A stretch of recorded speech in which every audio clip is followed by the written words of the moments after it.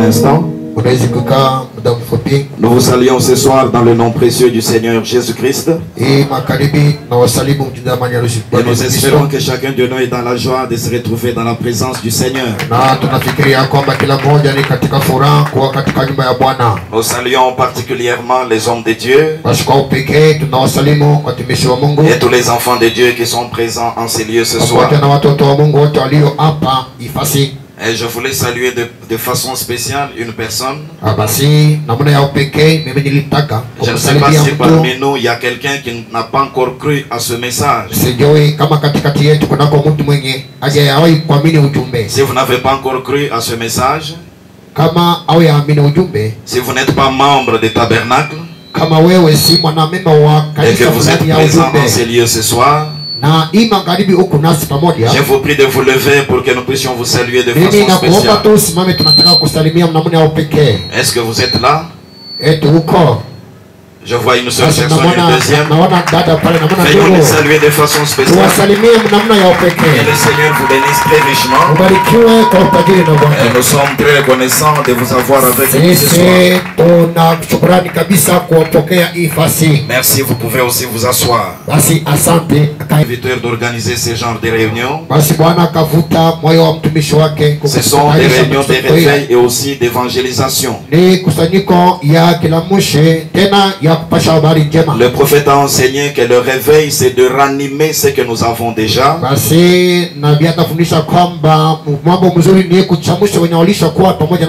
Mais l'évangélisation c'est de prêcher la bonne nouvelle. Et je voudrais que tout celui qui est venu à cette réunion ce soir puisse entrer dans l'esprit de ce genre de réunion.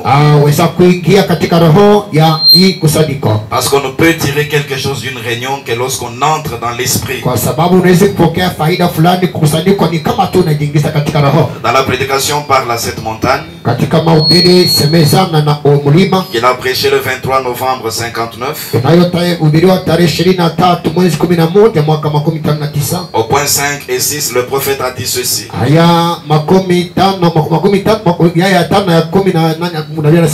Il dit ceci.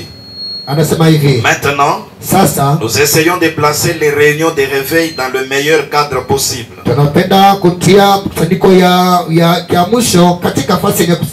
Nous ne nous spécialisons pas dans la guérison divine comme on dit. Parce que la guérison divine n'est pas le plus important. Et vous ne pouvez pas mettre en avant le moins important. Nous savons cela. La grande chose donc que nous cherchons dans tout réveil, c'est premièrement d'amener les âmes perdues à Christ et de réveiller l'église, la ramenant à un état spirituel là où elle devrait être, en communion intime avec Dieu. Troisièmement, de susciter la communion entre les églises. Et quatrièmement, de prier pour les malades. C'est notre but. C'est ce que nous essayons de faire. Ce sont les pécheurs d'abord. La communion entre les églises et une marche intime entre l'église et Dieu, et ensuite la prière pour les malades. C'est ça l'ordre dans lequel nous devons travailler quand nous venons dans des réunions de réveil.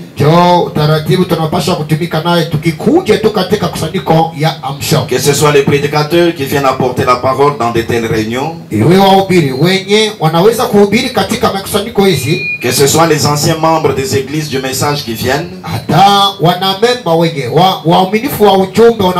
ou même les nouveaux qui sont invités. Lorsque nous venons à des réunions de réveil, nous devons entrer dans cet esprit. La première chose, c'est de gagner d'abord les pécheurs. C'est pourquoi celui qui est pécheur il ne doit pas demeurer pécheur après les réunions des réveils. Les églises qui n'étaient pas dans la communion ne doivent pas demeurer dans cet état après les réunions des réveils. Celui qui n'a fait pas une marche intime avec Dieu doit la retrouver dans ces genres de réunions. Et celui qui était malade ne doit pas demeurer malade après les réunions des réveils. Est-ce que chacun de nous a compris cela? Alors si nous entrons dans cet esprit, c'est qu'à la fin de ces réunions qui sont organisées ici, nous aurons quelque chose de bien et quelque chose de spécial que nous aurons tiré du Seigneur. Alors le thème principal qui nous a été donné pour ces réunions, le pasteur l'a intitulé La preuve de sa résurrection. Et nous allons rester dans ce même thème. Mais le petit sujet que nous allons exploiter ce soir, nous l'intitulons comme ceci: Prouvant sa résurrection. Prouvant sa résurrection. Nous ouvrons nos Bibles dans Actes chapitre 1er. Nous lirons du 3e au 8e verset. Veillons tous être debout pour honorer la lecture de la parole de Dieu. Actes chapitre 1er, du 3e au 8e verset, nous lisons. Après qu'il eut souffert, il leur apparut vivant et leur en donna plusieurs preuves, se montrant à eux pendant 40 jours et parlant des choses qui concernent le royaume de Dieu. Comme il s'est trouvé avec eux, il leur recommanda de ne pas s'éloigner de Jérusalem, mais d'attendre ce que le Père avait promis, ce que je vous ai annoncé, leur dit-il. Car Jean a baptisé d'eau, mais vous, dans peu de jours, vous serez baptisés du Saint-Esprit. Alors les apôtres réunis lui demandèrent: Seigneur, est-ce en ce temps que tu rétabliras le royaume d'Israël? Il leur répondit: ce n'est pas à vous de connaître le temps ou le moment que le Père a fixé de sa propre autorité. Mais vous recevrez une puissance, le Saint-Esprit survenant sur vous, et vous serez mes témoins à Jérusalem, dans toute la Judée, dans la Samarie et jusqu'aux extrémités de la terre. Nous allons parler au Seigneur. Dieu notre Père, créateur des cieux et de la terre, nous te disons merci pour ces réunions qui sont organisées en ces lieux. Merci pour cette occasion que tu nous offres de pouvoir nous tenir à la place de ton serviteur et de parler à ton peuple. L'être humain ne peut rien accomplir par lui-même, mais il est écrit dans la Bible que tu es la plénitude de celui qui accomplit tout en tous. Viens accomplir ton œuvre ce soir, afin que ton peuple soit édifié et perfectionné, et que la gloire puisse te revenir, au nom du Seigneur Jésus-Christ. Amen. Amen.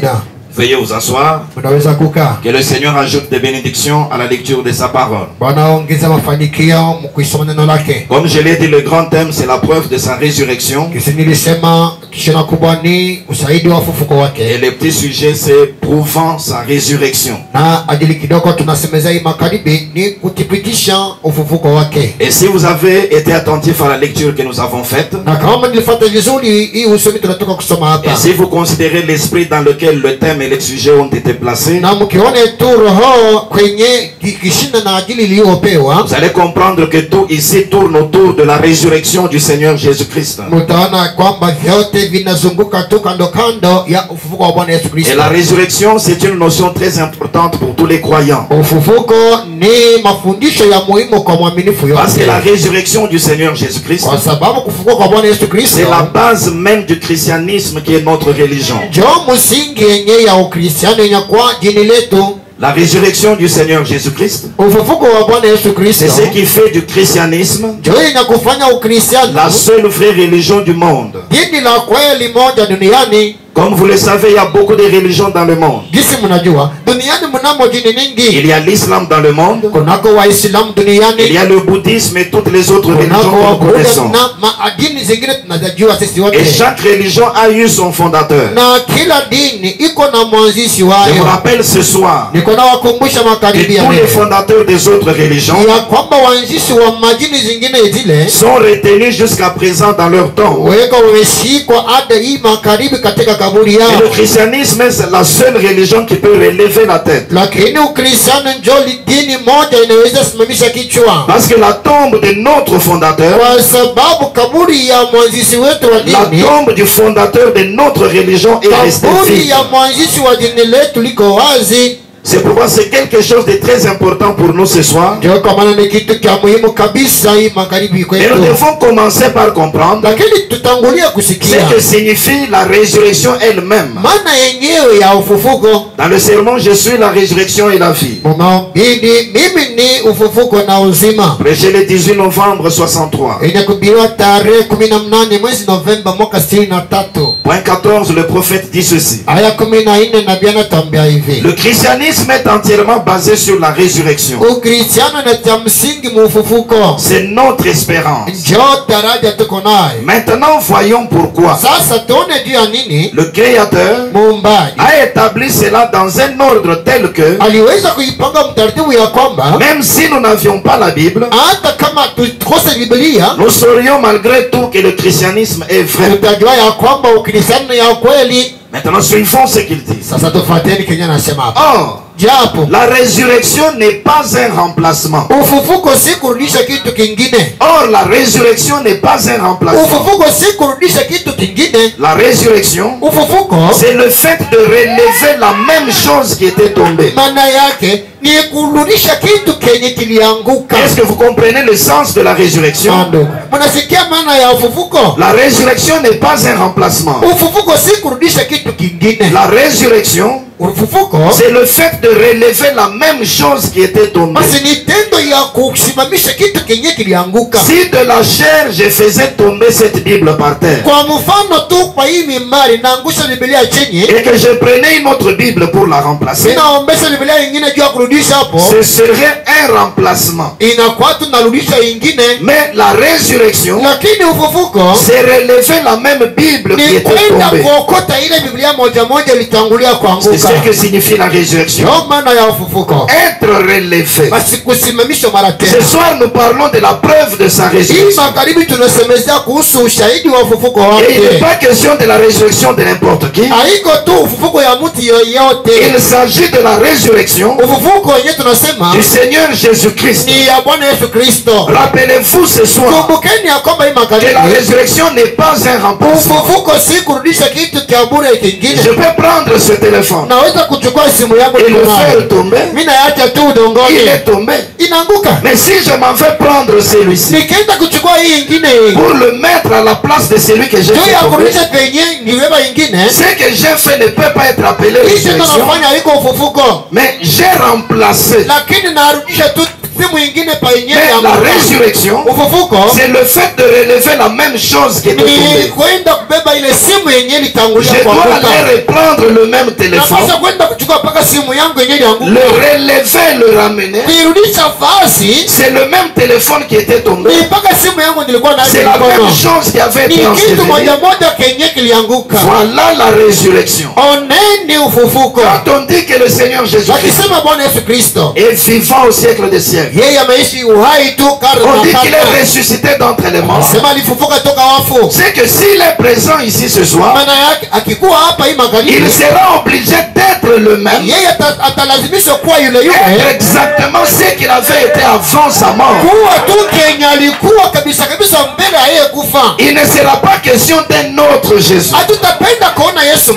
Il ne sera pas question d'une autre personne qui viendra se mettre à la place du Seigneur Jésus. Et comme nous parlons de sa résurrection, il faudra que ce soit le même Seigneur Jésus-Christ qui est ici ce soir. Je vois quand on parle de sa résurrection, c'est exactement Hébreux 13, 8. Paul a dit dans cette écriture-là, Jésus-Christ est le même hier, aujourd'hui et éternellement. C'est ça Jésus-Christ qui est ressuscité. Il n'a pas été remplacé. Il n'est pas devenu autre chose. Mais il est le même qu'il avait été. Maintenant, dans cette base, nous devons saisir une chose. S'il est ressuscité, il doit être le même. Et de plus, il doit être le même à tout point de vue. Il y a une différence que nous devons relever. Dans ce fait qu'il doit être le même, il y a une chose que nous devons extraire. Écoutons. Donc Jésus-Christ est le même hier, aujourd'hui et éternellement. Il a prêché le 23 février 58. Point 18, il dit ceci. J'aimerais demander à mon assistance ce soir. Vous êtes aussi là ce soir. J'aimerais demander à mon assistance ce soir. Combien aimerait réellement voir Jésus? Je suis le premier, j'aime le voir. Combien aimerait réellement voir Jésus? Juste voir. Même si vous êtes un pécheur, j'aimerais juste voir votre main. Eh bien, merci. Alors, pourquoi ne pouvons-nous pas le voir? Je saute un peu la partie B, il dit ceci. Et nous apprenons qu'il est dit qu'il est le même. S'il est donc le même, il doit être le même en essence.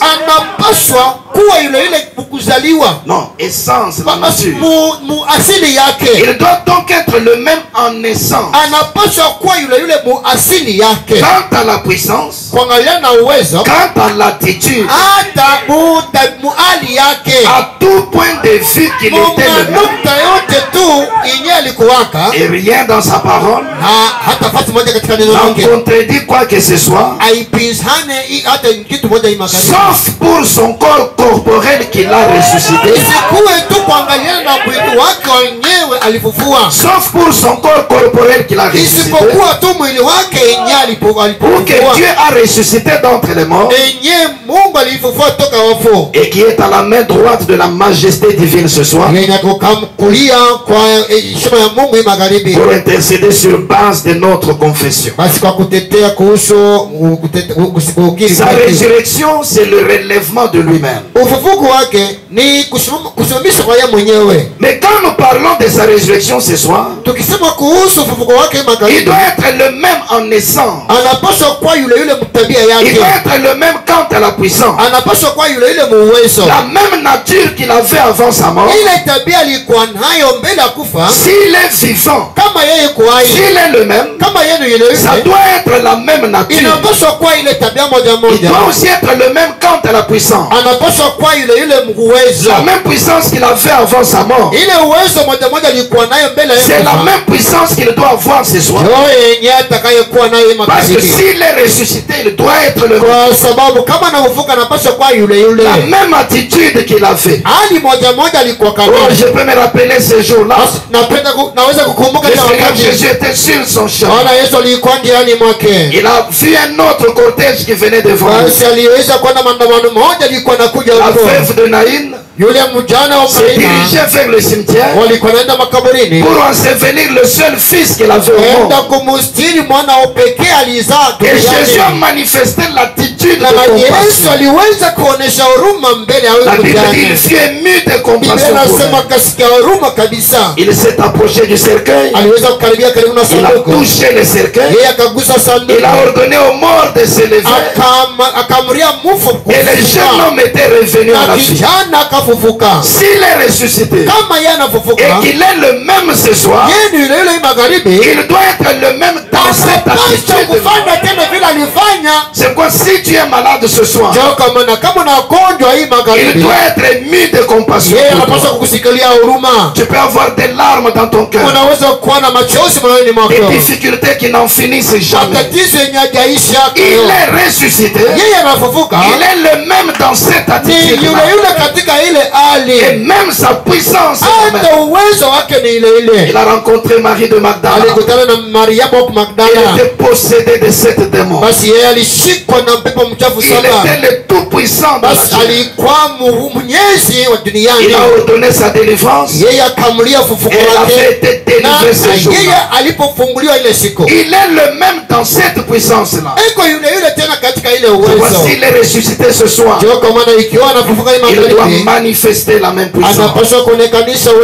Sa nature est la même. Sa puissance est la même. Son attitude est la même. Le même à tout point de vue. Sauf pour son corps. Ne cherchez pas ce corps corporel là sur la terre.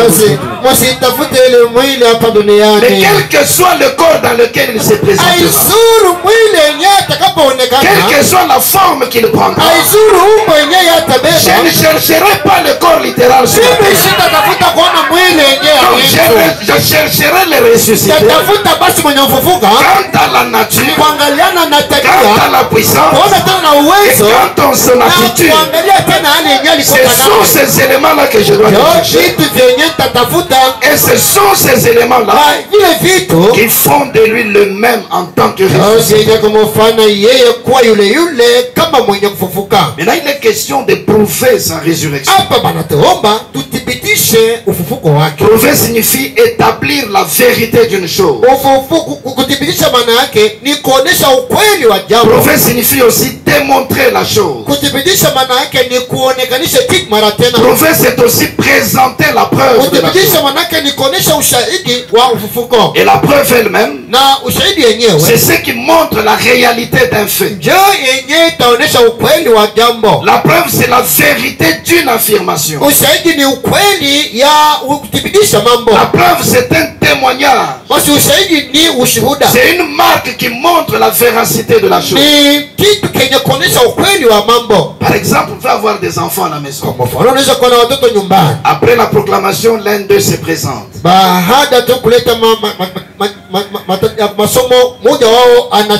Il dit, je suis le premier de la classe. C'est une affirmation.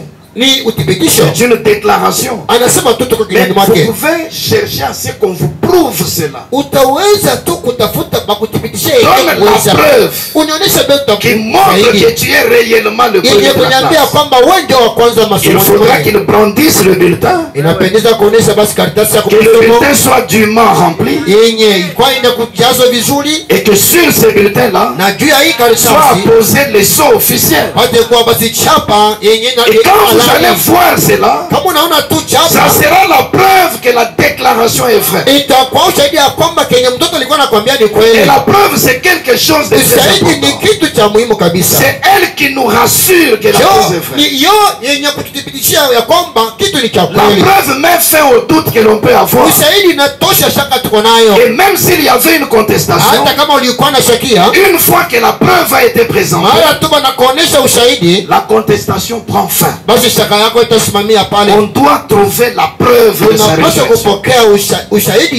Il est ressuscité, c'est une déclaration. Quelle est la preuve qu'il est ressuscité?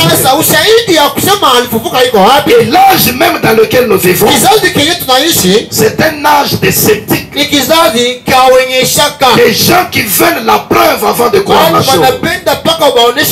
Et même si nous disons ce soir que Jésus-Christ est ressuscité d'entre les morts, le monde va chercher à voir la preuve. J'aimerais que nous soyons tous d'accord ce soir. Si nous disons au monde que la preuve que Jésus est ressuscité, c'est seulement le fait que la tombe est vide, il y en aura qui ne croiront pas la chose. Parce que le fait même que la tombe est vide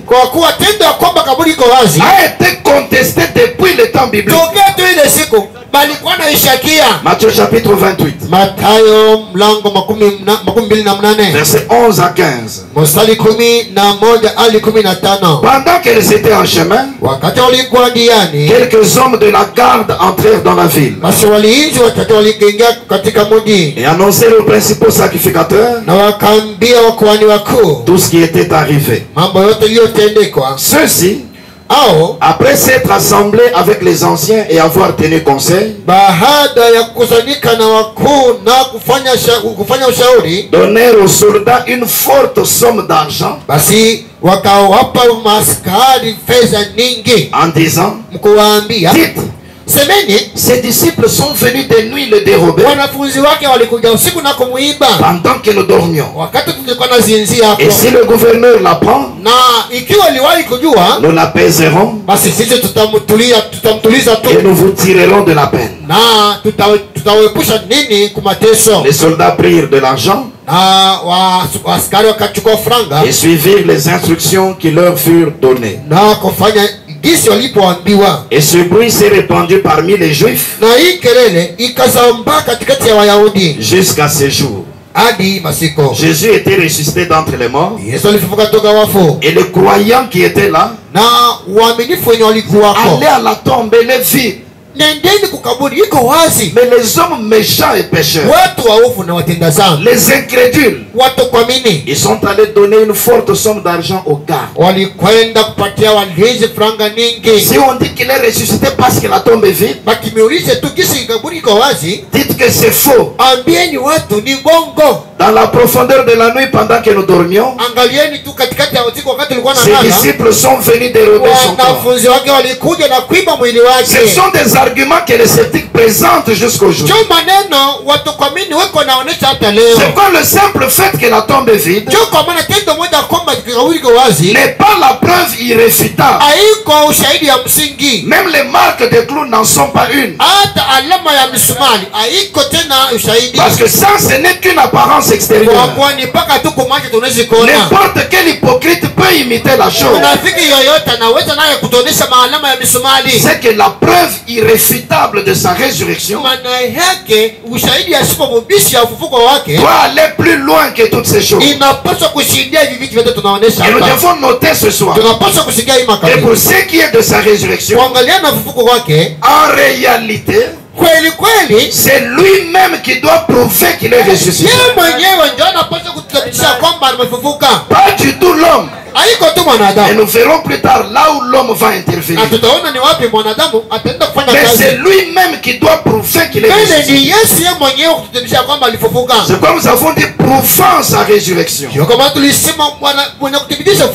C'est lui-même le ressuscité qui doit apporter cette preuve-là. Il doit prouver qu'il est réellement le même. Parce que c'est lui qui a fait ces deux déclarations. Voici la première. Matthieu chapitre 16. Verset 21, il a dit ceci. Dès lors, Jésus commença à faire connaître à ses disciples qu'il fallait qu'il allât à Jérusalem, qu'il souffrit beaucoup de la part des anciens, des souverains sacrificateurs et des scribes, qu'il fut mis à mort et qu'il ressuscita le troisième jour. C'était Jésus lui-même qui avait annoncé qu'à Jérusalem il allait souffrir de la part des anciens. Il allait souffrir de la part des sacrificateurs. Et même de la part des scribes. C'est lui-même qui avait annoncé qu'il allait être mis à mort. C'est encore lui-même qui avait annoncé qu'il allait ressusciter le troisième jour. Et plus tard dans le livre d'Apocalypse, il est apparu à Jean sous une autre forme. Apocalypse chapitre 1er, versets 17 et 18. Jean dit ceci. Quand je l'ai vu, je tombais à ses pieds comme mort. Il posa sur moi sa main droite en disant, ne crains point. Je suis le premier et le dernier et le vivant. Je tiens les clés de la mort et du séjour des morts. Voyez-vous, quelque temps auparavant, il annonce qu'il allait être mis à mort et qu'il allait ressusciter le troisième jour. Plus tard, il se présente. Il dit, j'étais mort. Voici, je suis vivant au siècle des siècles. En d'autres termes, la prophétie que j'avais donnée au sujet de ma mort et de ma résurrection est déjà accomplie. J'étais mort, bien sûr. Mais voici, je suis vivant. C'est lui-même qui parle. S'il se présente comme étant le vivant, comme étant celui qui était mort et qui est ressuscité, c'est que c'est lui-même qui fait ces déclarations. Alors il doit apporter la preuve. Il doit lui-même prouver que c'est lui qui est ressuscité. Ce n'est pas seulement parce qu'il dit je suis vivant qu'on va accepter. Donc il doit prouver sa résurrection. Voici maintenant comment lui-même prouve qu'il est ressuscité. Nous retournons toujours à cette résurrection. Le jour même de sa résurrection, qui était le troisième jour depuis sa crucifixion, on a parlé de sa résurrection. Partout on a dit que celui qui avait été crucifié est ressuscité. Mais cela avait suscité beaucoup de doutes. Même ses propres disciples n'arrivaient pas facilement à croire qu'il était ressuscité. Remarquez que d'abord il leur est apparu sous une autre forme. Quelques-uns ont pensé que c'était un jardinier. Même ceux qui l'aimaient et qu'il avait entendu prononcer ces choses n'ont pas accepté facilement sa résurrection. Au milieu du jour, il a marché avec ceux qui étaient sur le chemin d'Emmaüs. La Bible dit même que leurs yeux étaient empêchés de le reconnaître. Même l'enseignement qu'il leur leur a donné pendant 6 heures n'avait pas suffi pour être une preuve irréfutable. Leurs yeux étaient empêchés de le reconnaître. Même le monde extérieur ne croyait pas qu'il était ressuscité. Parce qu'il y avait les soldats déjà corrompus qui répandaient aussi cette théorie-là. Donc toutes ces choses-là qui sont arrivées n'ont pas pu prouver réellement qu'il était ressuscité. Mais lui-même a fait quelque chose. Et c'est par là qu'il avait prouvé qu'il était réellement ressuscité. Prenons cela dans Luc 24. Verset 29 à 35. Il allait avec ses disciples là. Mais ils le pressèrent en disant, reste avec nous, car le soir approche. Le jour est sur son déclin. Et il entra pour rester avec eux. Pendant qu'il était à table avec eux, il prit le pain. Et après avoir rendu grâce, il le rompit et le leur donna. Alors leurs yeux s'ouvrirent et ils le reconnurent. Mais il disparut de devant eux. Et ils se dirent l'un à l'autre, notre cœur ne brûlait-il pas au-dedans de nous lorsqu'il nous parlait en chemin et nous expliquait les Écritures? Se levant à l'heure même, ils retournèrent à Jérusalem et ils trouvèrent les 11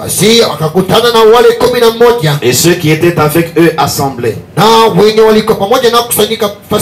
en disant, le Seigneur est réellement ressuscité et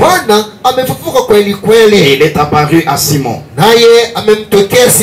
Et ils racontèrent ce qui leur était arrivé en chemin et comment ils l'avaient reconnu au moment où il rompit le pain.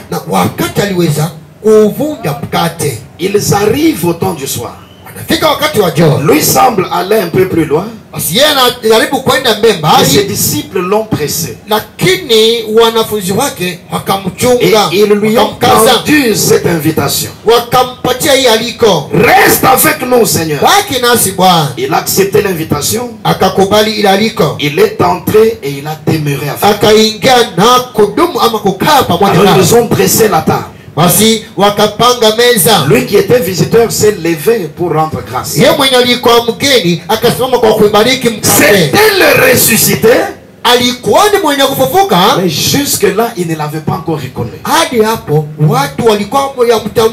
leur avait pas encore prouvé réellement la chose. Maintenant, il prend le pain. Il rompt le pain. Il rend grâce. Quand ils ont vu ce style, la façon dont il l'a fait, c'était exactement la manière de faire de Jésus. Personne d'autre ne peut rompre de cette manière. Il n'y avait que lui qui rompait de cette manière. Et il était le seul à rendre grâce de cette manière. C'est cet acte-là qui était une preuve irréfutable. C'est réellement le ressuscité. Il est réellement ressuscité. Et en étant ressuscité, il est le même. Parce qu'il fait exactement la même chose qu'il avait faite avant sa crucifixion. C'est pourquoi ce soir, mon frère, ma soeur, on parle de la preuve de sa résurrection. Et lui-même doit prouver sa résurrection. Il doit prouver sa résurrection. C'est quand nous les verrons faire la même chose qu'il avait faite avant sa mort. Pas les autres choses. Mais quand on les verra faire exactement ce qu'il avait fait avant sa crucifixion. Et si nous devons parler de cette preuve aujourd'hui, nous devons alors voir qui il était en ce temps-là. Et s'il est la même chose en ce temps du soir, c'est que vous avez là la preuve de sa résurrection. Qui était Jésus quand il était sur la terre? Les gens lui ont donné plusieurs titres. Mais quand il parlait de lui-même, il s'appelait toujours fils de l'homme. Qui dit donc que je suis? Moi, le fils de l'homme. En d'autres termes, c'était Dieu en tant que prophète. Et il avait une marque de distinction. Le signe par lequel on pouvait le reconnaître, c'était le signe messianique lui-même. Quand il pouvait être capable de discerner les pensées des cœurs des gens. Un jour il était là avec quelques-uns. Un vieil homme du nom de Pierre est arrivé. Il était inconnu à lui. Il le regarde et il dit: tu es Simon, fils de Jonas. Comment est-ce que tu connais mon nom? Et comment est-ce que tu connais le nom de mon vieux père qui est déjà décédé?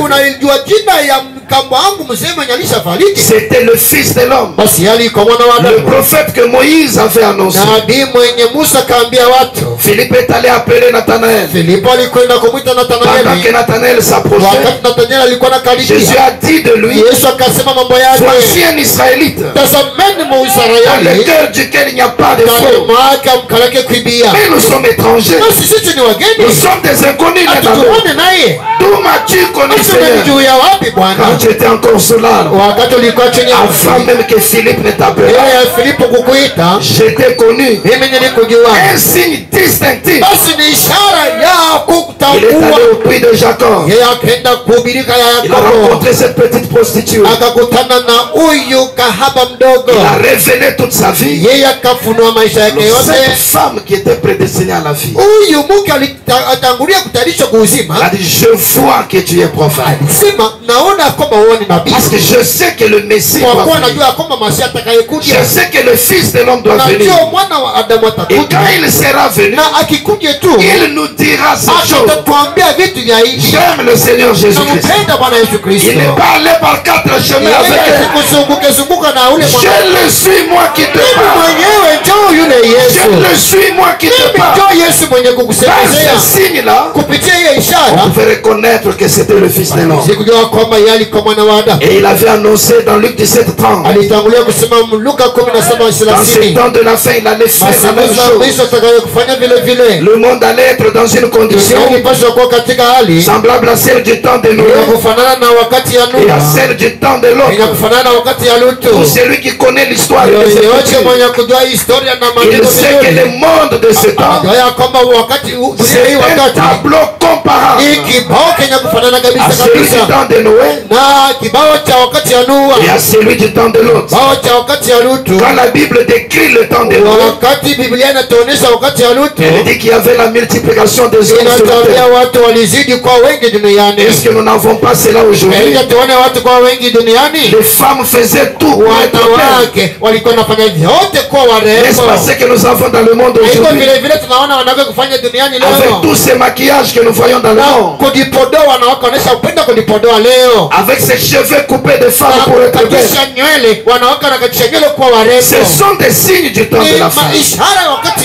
Le mariage était méprisé en ce temps-là. Les hommes vivaient avec des femmes. Des femmes auxquelles ils n'étaient pas normalement mariés. Et c'est ce que nous avons aujourd'hui partout dans le monde. Les hommes avaient abandonné la parole de Dieu pour placer en avant autre chose. Non, mon travail. Je dois bâtir la maison. Je dois acquérir ceci et cela. Plaçant avant Dieu autre chose. C'est dommage quand cela commence à entrer même dans l'église. Ce sont ces choses que nous avons aujourd'hui. Le monde d'à présent est semblable à celui du temps de Noé. Quand la Bible parle du temps de l'autre, il montre qu'il y avait des méchants sur la terre. N'avons-nous pas des méchants aujourd'hui partout? Des hommes qui sont capables de briser une porte. Entrer dans une maison, tuer l'homme et les enfants, et prendre le peu qu'il avait économisé dans sa maison. Des hommes qui sont capables aujourd'hui de prendre une substance toxique et la mettre dans une eau et servir à boire à quelqu'un. Quel méchant sur la terre. Au temps de l'autre, il y avait des orgueilleux. Non, c'est moi qui suis au-dessus de tous. Moi, je connais plus que tout le monde. Tu n'es rien. C'est le Seigneur qui est quelque chose. J'aime quand Paul parle dans la Bible. Il regarde les orgueilleux. Alors il leur pose la question. Qu'as-tu que tu n'as pas reçu? Même si tu as une grande intelligence, c'est quelqu'un qui te l'a donné. C'est le Seigneur qui te l'a donné. Même si tu as de la richesse, qu'as-tu que tu n'aies reçu? C'est le Seigneur qui te l'a donné. Même si tu es parmi les plus belles femmes, ne deviens pas orgueilleuse à cause de cela. C'est le Seigneur qui t'a rendu ainsi. Voyez-vous, nous avons des orgueilleux partout. La Bible dit qu'ils étaient aussi égoïstes. Ils ne soutenaient pas la main de la veuve et de l'orphelin. Ils ne soutenaient pas l'indigent. Combien aujourd'hui des gens tombent sous ce tableau? La Bible va même plus loin pour dire que les hommes avaient abandonné l'usage naturel de la femme et étant enflammés dans leur désir, ils faisaient homme avec homme des choses abominables. N'est-ce pas l'homosexualité qu'on légalise dans le monde aujourd'hui? Quand nous voyons le monde dans le même état, nous devons comprendre que le Seigneur ressuscité doit se manifester.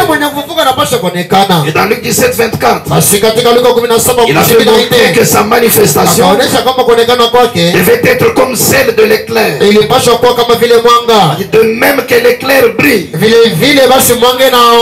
d'une extrémité de la terre vers une autre, ainsi sera le Fils de l'homme dans le jour de son avènement. Le même soleil qui s'élève à l'est, c'est le même qui se couche à l'ouest. Le même Christ sur le peuple oriental, c'est le même sur le peuple occidental. Et nous sommes le peuple de l'Occident. C'est en ce temps du soir, au coucher du soleil, à l'Occident, qu'on devait encore recevoir la preuve irréfutable, la preuve que le Seigneur est ressuscité. Mais rappelez-vous qu'il est le même dans son essence, dans sa puissance, dans son attitude, sauf pour le corps corporel. C'est qu'il prendra une autre forme, c'est qu'il se choisira un autre corps. Où est-ce qu'il choisira ce corps? Ça ne sera plus encore au lever du soleil, ça ne sera plus encore au milieu du jour. Mais le même éclair qui est parti de l'Orient, c'est le même qui se manifeste à l'Occident. L'Orient c'est Israël, et l'Occident selon la géographie ce sont les États-Unis. C'est pourquoi les corps dans lequel le ressuscité va donner la preuve doit être cherché aux États-Unis. Si on vous présente un corps au milieu du jour, c'est que ce n'est pas ça. L'éclair s'est présenté au soleil. Moi j'ai le courage de le dire ce soir. Il est allé prendre le corps d'un homme, un homme qui avait un père et une mère confuse. Mais c'est le choix de Dieu. David, quand il a chanté dans les psaumes, il a dit notre Dieu est au ciel, il fait ce qu'il fait. Il n'a pas besoin de ton avis. Dans sa volonté parfaite, il allait prendre le corps de William Marion Branham. Alors la colonne de feu, qui est le Christ ressuscité, s'est personnifié dans ce monde. Alors il a donné la preuve récitable. La preuve que le Seigneur est vivant. Et quelle est cette preuve? Il fait la même chose qu'il a fait quand il était sur la terre. Il est le même dans sa nature. Quelle est sa nature? Il est le Fils de l'homme. Il est le même dans sa puissance. Il est le même dans son attitude. Et le signe distinctif, qui est le signe messianique, c'est lui du discernement de pensée. Il l'a présenté au monde dans ce temps du soir. Le Seigneur est ressuscité d'entre les morts. Et lui-même a donné la preuve de sa résurrection. Et quand nous le voyons faire cela dans la chair, alors dans nos esprits il n'y a plus de doute. Il est vivant. Il est ressuscité d'entre les morts. Dans le sermon de l'ange de Dieu, 20 juillet 51. Point 19, il dit ceci. Et Dieu, par son amour souverain, a envoyé ce don pour se manifester devant vous. Vous faire savoir qu'il n'est jamais resté mort là, mais qu'il est ressuscité. Il est le Christ ressuscité avec nous ce soir. Sa même puissance, sa même manifestation, bien que vous ne le voyez pas, cependant vous savez qu'il est ici. Vous le voyez agir sous la forme de l'esprit.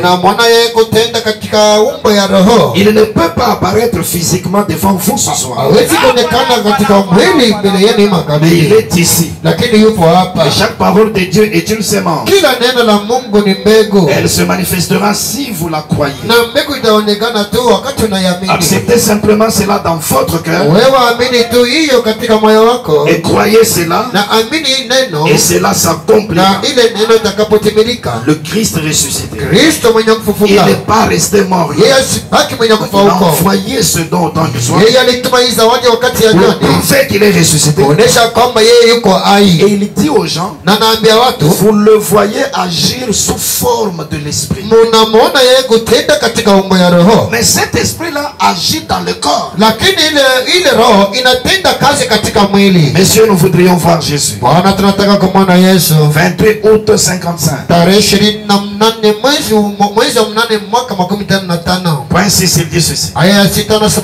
Maintenant, son corps portant les empreintes de clous n'est pas encore revenu. Est-ce que vous le croyez? Maintenant, son corps portant les empreintes de clous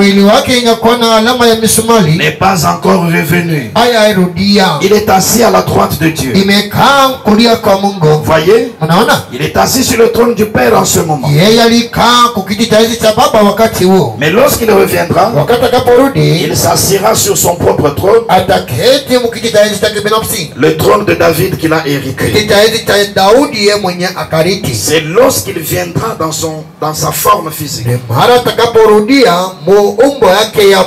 Mais il est ici maintenant dans une forme spirituelle,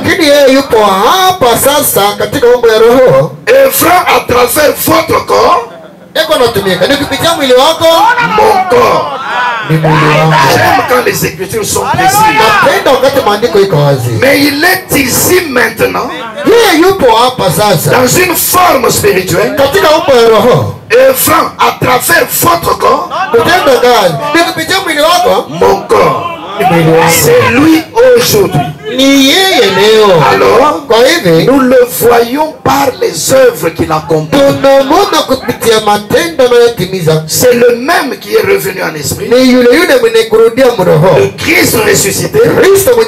Mais il a d'abord utilisé le corps de William Branham, et nous l'avons vu par les œuvres qu'il a accomplies. Et le signe distinctif du discernement des pensées, ce signe messianique, la même chose qu'il avait faite avant sa crucifixion, ce qui est la preuve irréfutable de sa résurrection. Il dit cela, c'est pour un seul dans un âme. Et les autres ont aussi autre chose à faire.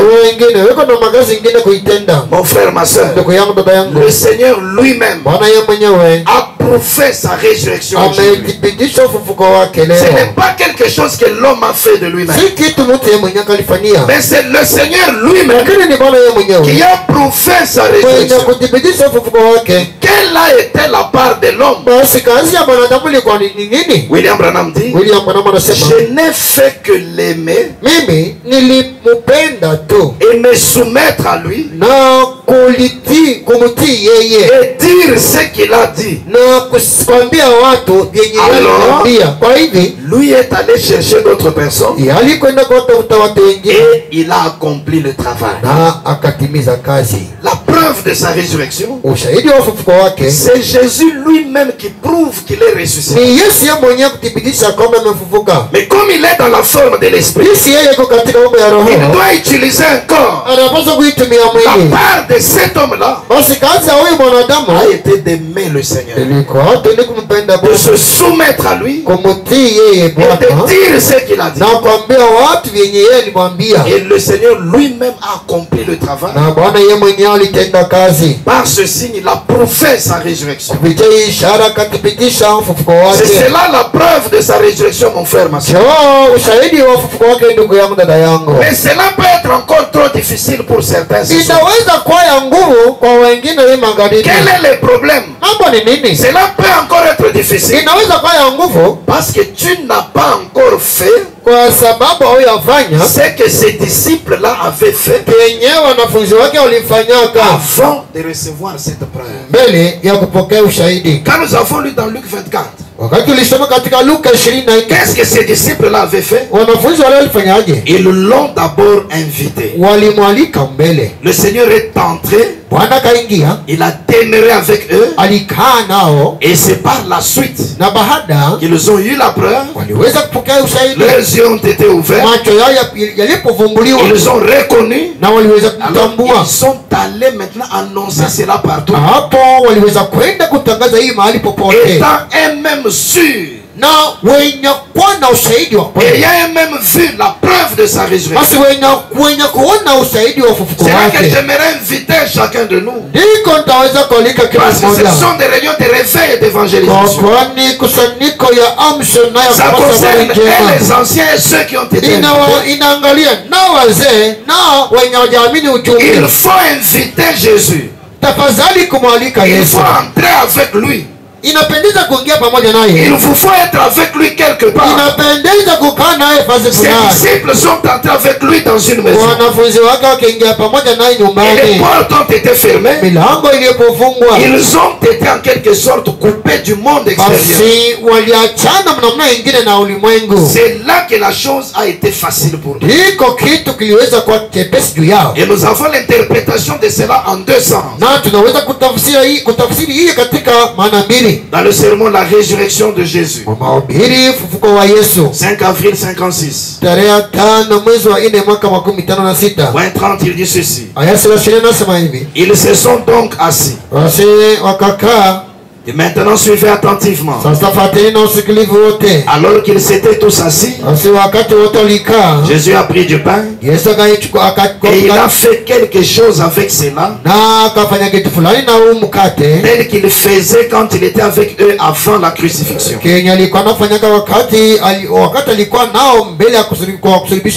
Il a fait cela comme il avait l'habitude de le faire. Et quand il a fait quelque chose, il avait l'habitude de le faire, ils ont dit, personne à part lui ne pouvait le faire. C'est lui, c'est notre Seigneur. Voyez-vous cela? Eh bien, puisse-t-il venir ce soir dans cette église? Puissions-nous nous enfermer, laisser dehors toute notre théologie, nos histoires d'église, nos petites limites qui nous ont séparés, qui nous ont séparés les uns des autres et de Dieu. Laissons tomber les rideaux tout autour et disons, je rejette mon incrédulité. Je rejette toute mon incrédulité. Si je peux le voir faire parmi son peuple ici, la même chose qu'il avait fait quand il était ici sur terre, il est toujours le Seigneur Jésus ressuscité. Il s'est fait connaître de cette façon-là. Et lors de sa résurrection, il a fait les mêmes choses qu'il avait faites avant la crucifixion. Voyez-vous cela? Il a fait après la résurrection la même chose qu'il avait faite avant la crucifixion. Ce soir, mon frère, ma soeur, pour que la chose devienne facile pour chacun,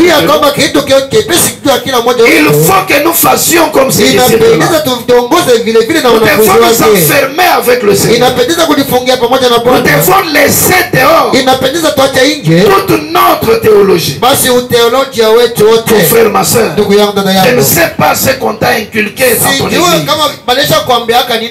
Peut-être des histoires dans ta dénomination. Les archevêques et ceci, cela. Des petites limites qui nous ont séparés les uns des autres avec Dieu.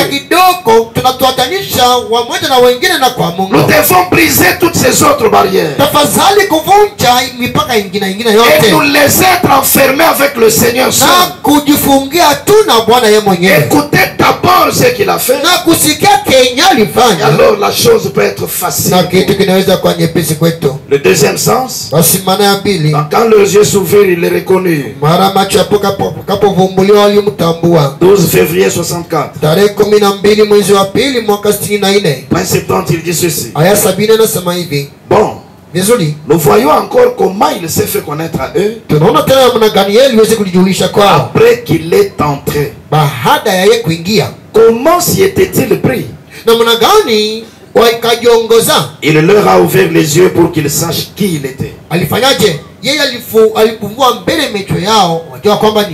il est entré en eux, c'est alors qu'il leur a ouvert les yeux pour voir. Ici, toute la scène change encore.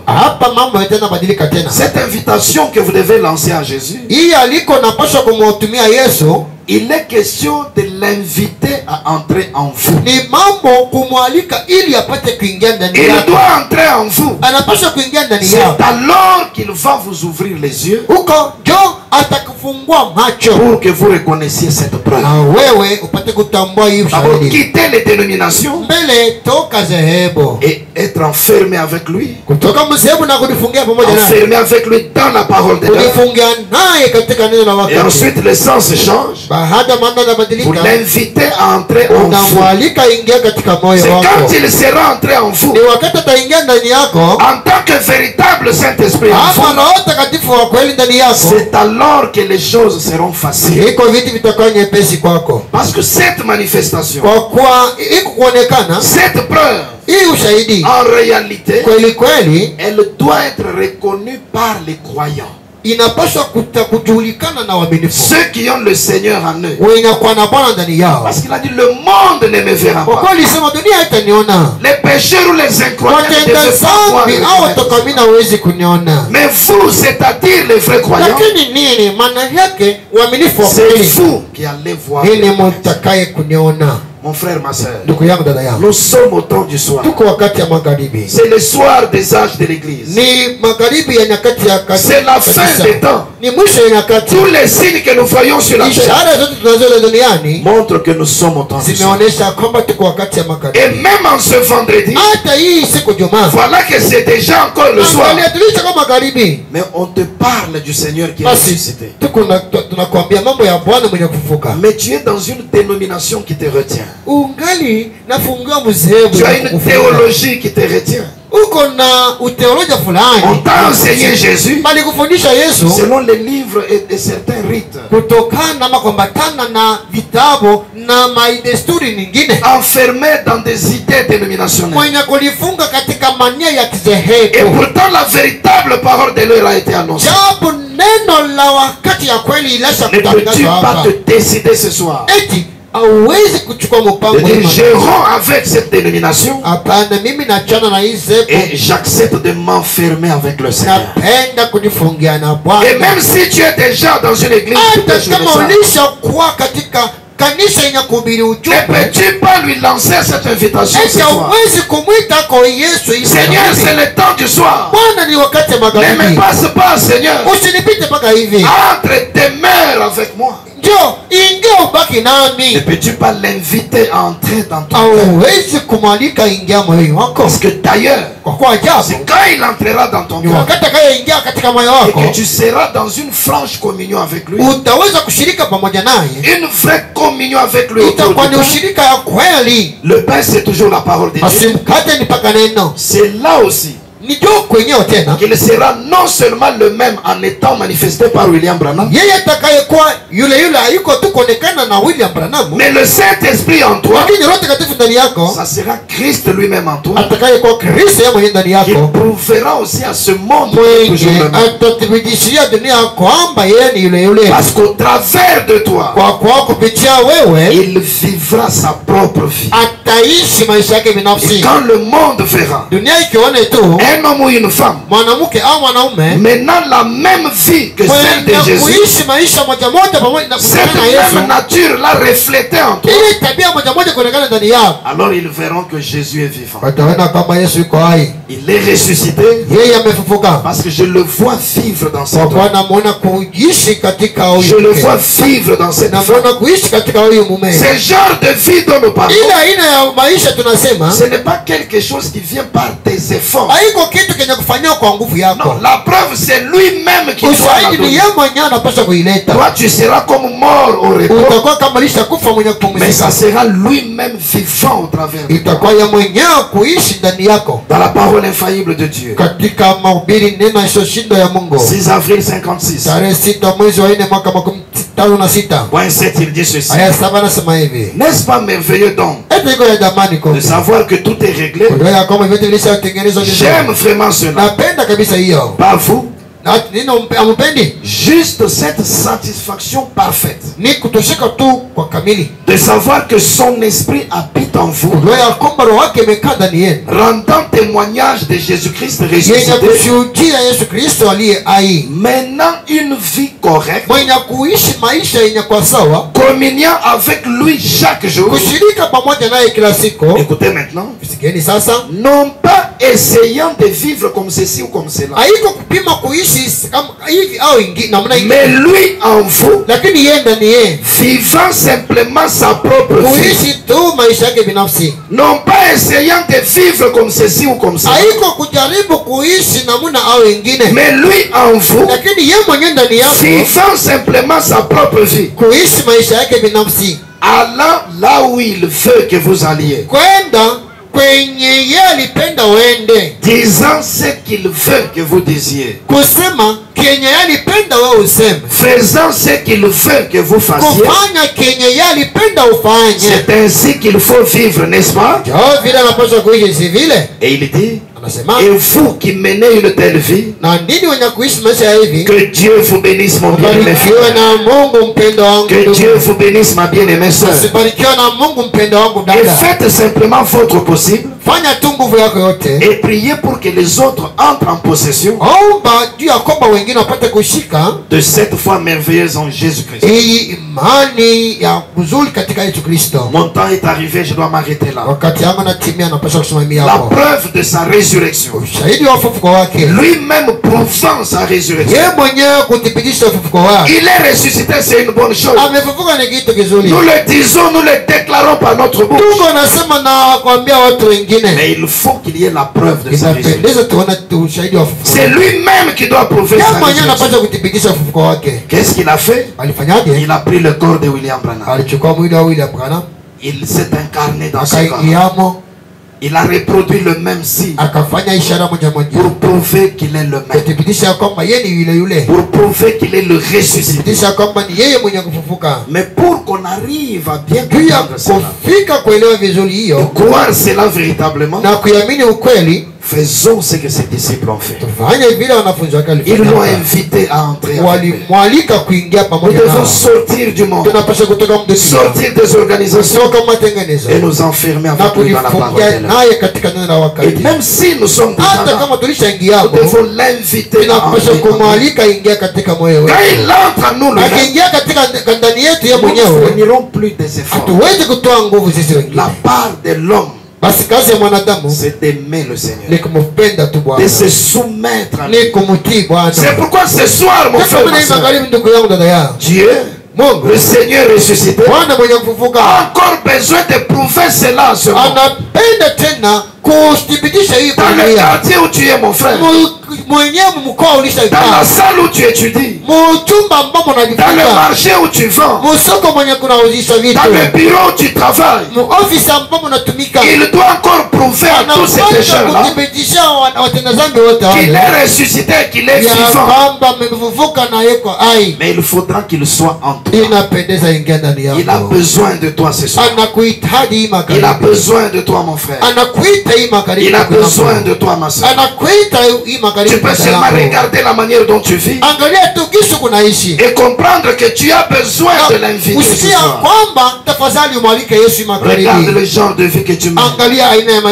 Tu avances dans la vie chrétienne. Aujourd'hui tu fais le bien, demain tu retournes dans le mal.